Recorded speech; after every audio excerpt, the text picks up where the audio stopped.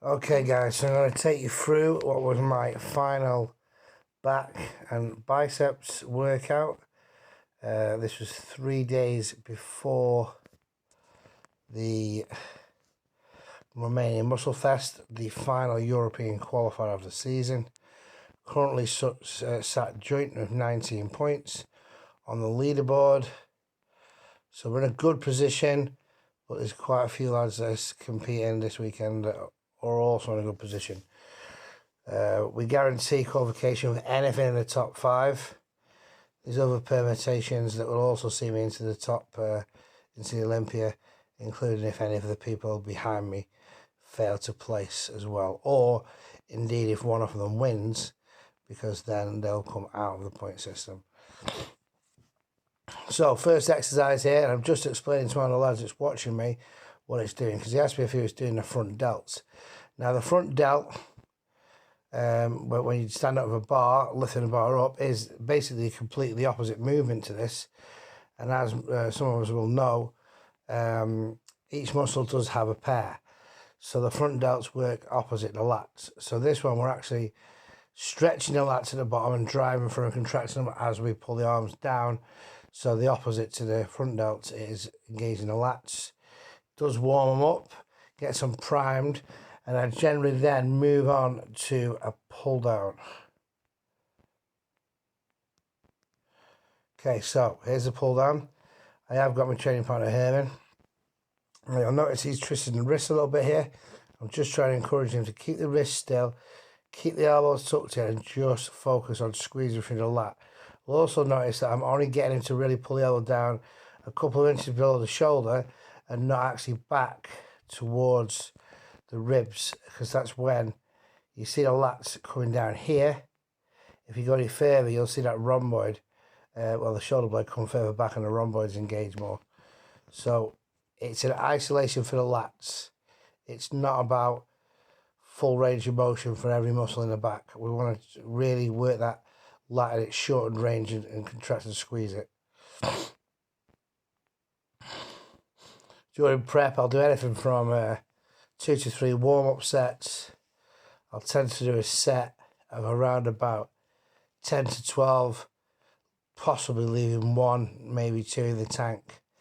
And then usually a little bit of a lighter set. It depends how many I get. If I get like 13 or 14 on the first set, I'll probably stick the same weight and do two sets on the same weight. But if the reps are more like the 10 to 12 mark, I will then drop the weight and increase the repetition range.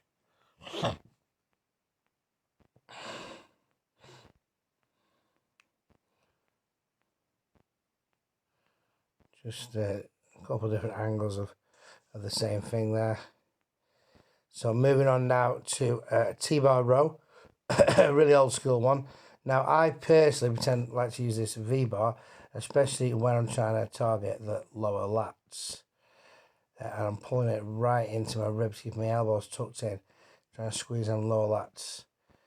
Most people will tend to put it higher up on the body and engage more rhomboids, but I like to do the rhomboids and the lower traps and even the upper lats on a different exercise. So each specific back exercise I choose is going to be very precise in terms of where I'm pulling my elbows and where I'm designed to feel it. And this one is lower lats, pulling through the elbows, no bouncing through the body, and then squeezing up. Again, warm-up set, 3 plates. I think we get to 4.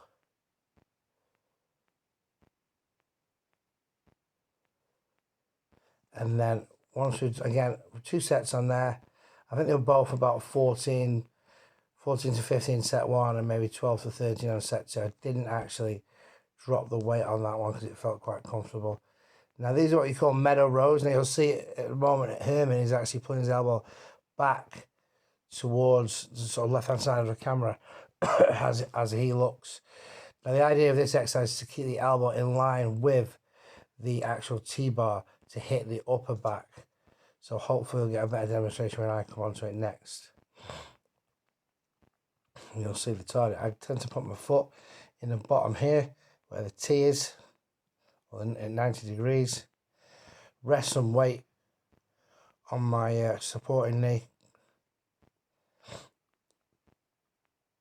Herman's making a better door than a window. I think I'll tell him in a minute to clear off. There we go. Okay, so you see straight away my elbow's pointing towards the end of this bar. I'm going to keep that elbow pointing towards the same line as that bar, and then that's going to target further up the back. Do find a lot of people tend to end up hitting the same area of the back. Now here we're hitting a rhomboid, you'll see right in the middle there. So the elbows are more at 45 degrees. The wrist is more of a neutral grip. But the main thing is I'm pulling through the elbows and I'm squeezing my shoulder blades together. For years, I did bent over rows, deadlifts, which obviously I still do. But there's a reason, a specific reason for every back movement I do. Every back movement feels different because I'm either pulling the elbows for a different position, I'm actually biasing the position, so I'm seated in a different position. I'm doing holds and contractions and stuff like that. Now I've just zoomed in a bit here. Herman's elbows are a little bit tucked and he's getting more lat than rhomboid, so I do have a word with him in a moment. He has got actually very dominant lats and very low lats. But for most of us who aren't blessed with that, we need to take care of the details and hit the smaller muscles in between. So we've got a very complete back. So when you hit a double bicep, you'll see the traps, the rhomboids, the separation, the lats, the erectors, everything.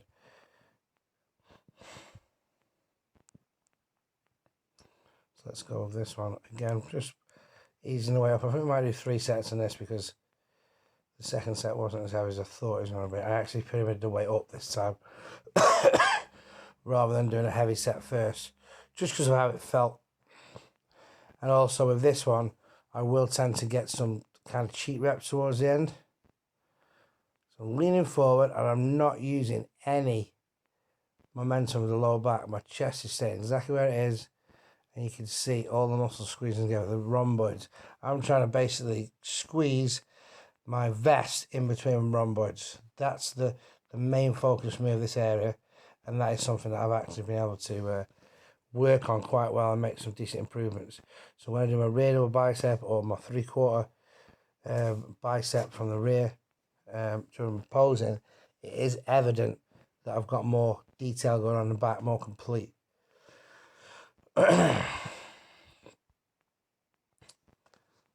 Now, after this set, we're going to move on to a higher row.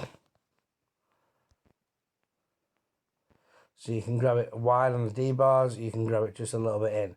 I think I did 3 sets, 1 wide, 1 slightly narrower, and then a drop set on the final set.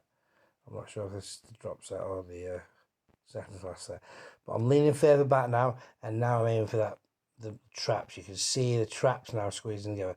Now the rhomboids are still working a little bit. The lats, the rear delts, everything's been involved, but the main focus now is those lower to mid traps. And the rhomboids still, if they've got much left. As I said, this looks like the superset. I was pulling my elbows a little bit higher. Where you pull your elbows dictates where you hit the back. Hitting the back hitting the elbows at 45 degrees will hit these rhomboids. Bring the elbows up in towards the chest. It's going to start hitting the traps. And then when we keep the elbows really tucked, that's when we're going to engage the lats.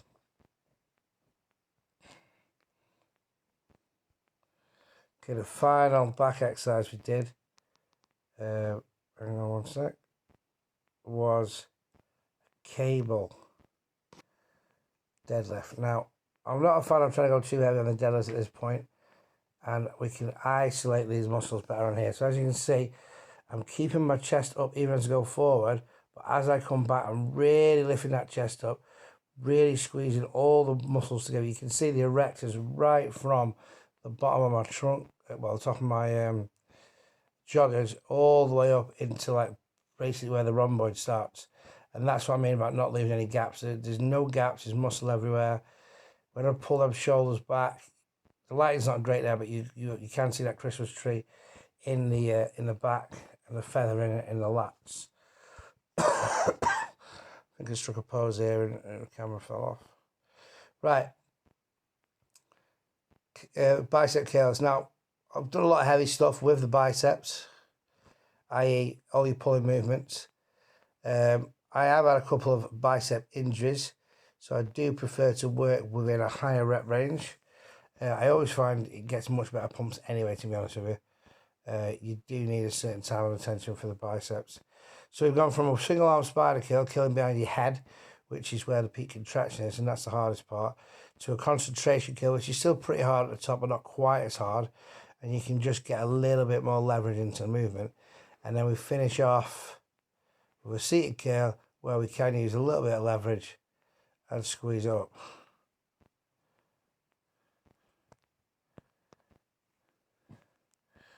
Next, again, there was a couple of sets on there, but I just fast forwarded it because it was a whole hour of training.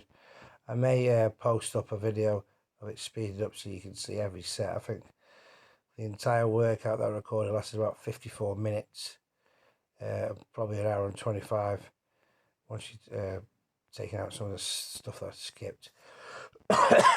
Again, we're going to bias this movement so it's much harder at the top, concentrate a curl at the top. So it's much harder as you get up to there because there's no swinging of the elbows or through the biceps. As we then lie down in that lengthened range, we're much stronger. So I've actually gone from 10, 12-ish, sat up, getting very close to failure. Like I say, probably leaving one in the tank. Getting very close to failure. Really working on that peak contraction at the top.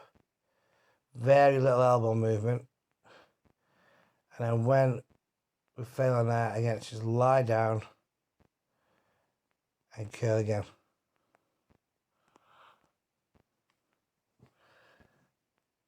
I tend to do a lot of my bicep exercise now as a superset.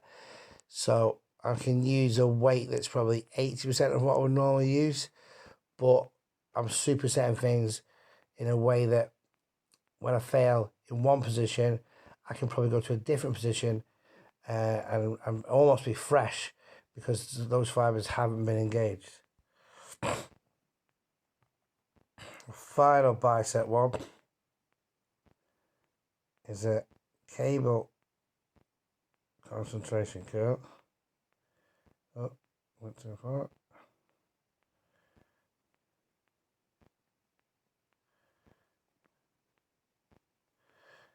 See if we can, there we go. Just a little bit before that. There we go, right. So, handle at the top, handle at the bottom. There's another one that I do for triceps. It's very similar. I do a kickback from the bottom and an over extension from the bottom. Because again, you're much stronger in that lengthened range than you are in the shorter range. So this there, maximum tension in the shorter range. Once we get that to failure, then we're going to pull in from the top. And it will be the same with a rope kickback. Much more tension at the top. That's why a lot of people I've worked with struggle to lock out a tricep extension, even with virtually no weight, because you've just never done it. And even though they might be able to do 30, 35 kilos with a 95% range, that final 5%, it's just not there. So the only way you're going to get that there is to drop your ego a little bit, bring the weights down. And you can see I'm not so much pulling from my elbow, I'm trying to pull my wrist into my shoulder to shorten the angle of the elbow, which is what the bicep does. So it's a concentration cable curl followed by a single arm pull down. Okay, so now we're going to have a look at my posing. Bit far. There we go. There we go. So then I was just finishing this last set.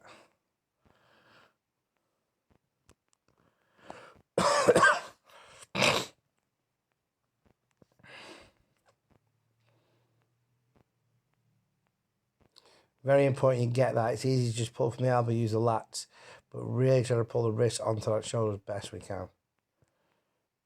I think I've got one more for the biceps.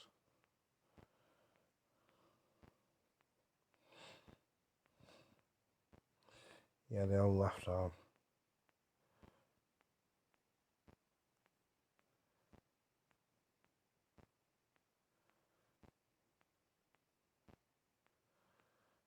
Okay, quarter turns. Just pick up on this right side. So I've started to try out Thursday night. It's all in a bit of water. Not just, not really had any carbs. Sunday, Monday, Tuesday. but the flight retention, the rebound off the water tablets does mean you're going to hold. This is actually the best I've looked all week, and actually the lightest have been, even though I'm 4 meals in and just trained. The details better, the vacuum's better.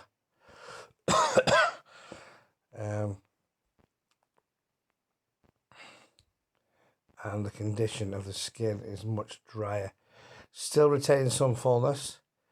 So I do think once we weigh on Friday, a good couple of meals on Friday and a bit of carb on Saturday, and I'll be good to go Sunday morning.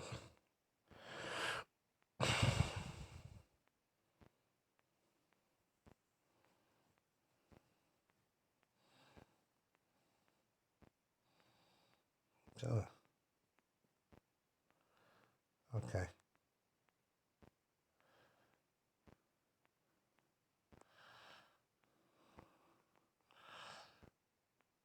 Nice pose.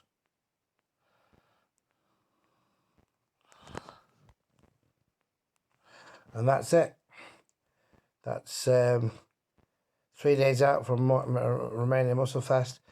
I've probably got about 1 kilo to make weight. Once I've made weight, we will then carb up a little bit, probably go over to sort of 1 or 2.5, 1 or 3, and dry back out and looking to get on stage around about 101 with a nice, good fullness, sacrificing a little bit of fullness so that we can bring in a really dry, crisp package.